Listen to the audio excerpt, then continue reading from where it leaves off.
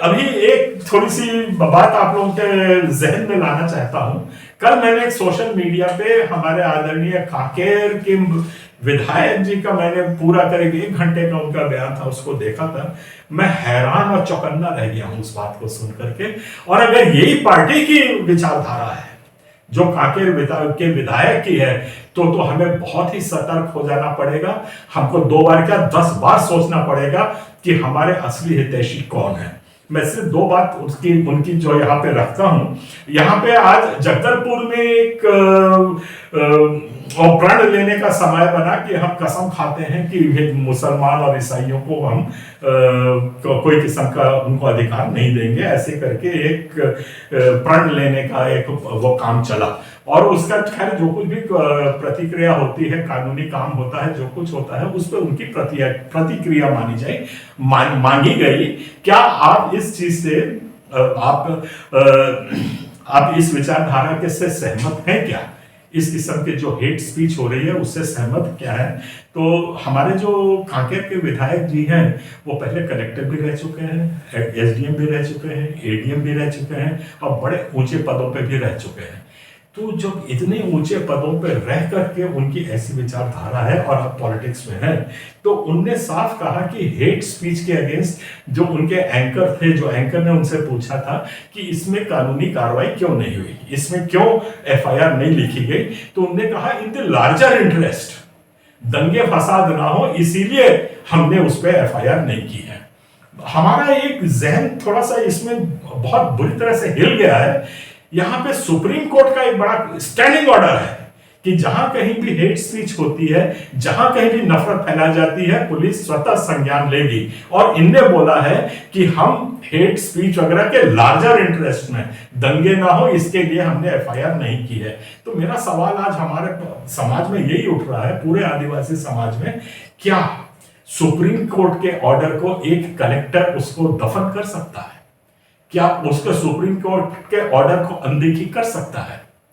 ये बहुत बड़ा सवाल है। और फिर जो हमारे फंडामेंटल राइट्स हैं, जो हमारे मौलिक अधिकार है, समानता का अधिकार है, नफरत रहित समाज का जो अधिकार है, ये सबको एक ही लाइन में कुचल दिया गया है कि हम उस पर एफआईआर नहीं करेंगे, भले हमको सुप्रीम कोर्ट बोलता रहे।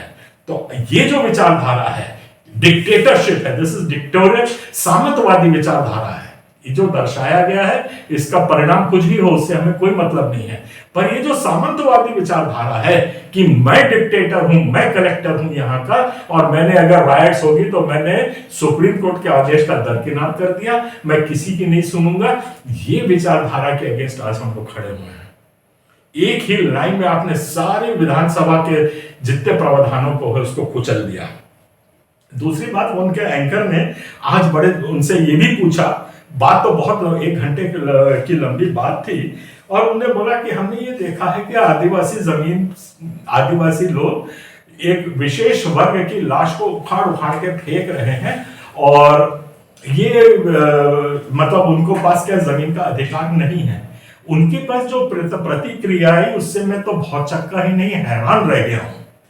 उनका साफ कहना था कि आदिवासी लोग और छत्तीसगढ़ के मूलतः जितना ज्यादा लोग जो हैं वो लोग शीतला माता को मानते हैं।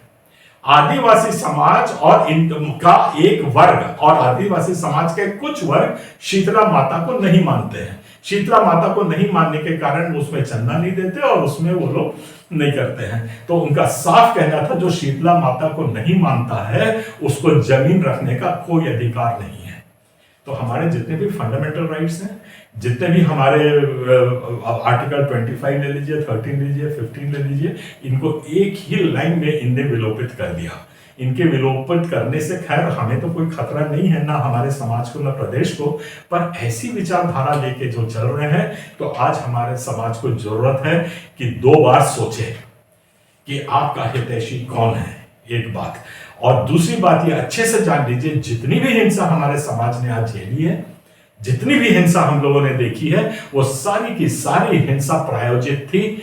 बाहर से लोग आकर के लोगों को उस्काते थे।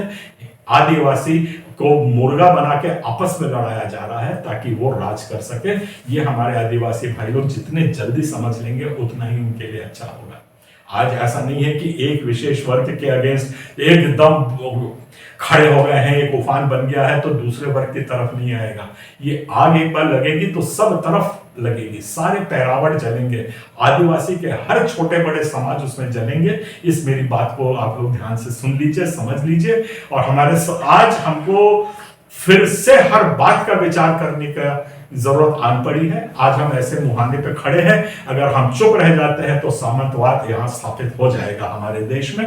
हमको अगर सामंतवाद रोकना है तो हमको अपनी विचारधारा, अपनी ज्ञान चक्षु, अपनी तर्क शक्ति, अपनी तर्कशिला, ये सब खोल करके हमको आज सामने आना है। इतनी ही बात करके मैं अपनी बात को समाप्त करता हूं। सबको जय जोहार, जय छत्तीसगढ़, जय भारत।